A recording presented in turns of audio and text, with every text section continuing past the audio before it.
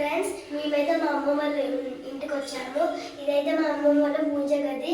మేమైతే ఇక్కడ 2 వినాయకుడిని తయారు చేశాము. ఇది పసుపు వినాయకుడు, ఇది నేను తయారు చేశాను. ఇదైతే మట్టి వినాయకుడు, ఇది మాకు తయారు చేసి ఇచ్చారు.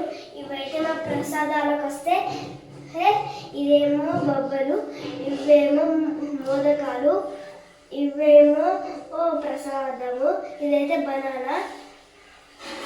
ఫ్రెండ్స్, ఇదైతే ఈరోజు స్పెషల్ ఏంటిదంటే నా ప్రసాదాలు.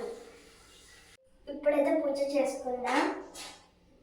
సరస్వతి నమస్తుభ్యం వరదే కామరూపిణి విద్యారంభం కరిష్యామి సిద్ధి భవతు మే సదా పద్మపత్ర విశాలాక్షి పద్మకేసరి వర్ధిని భగవతి భారతి నిశ్శేషగార్యపః.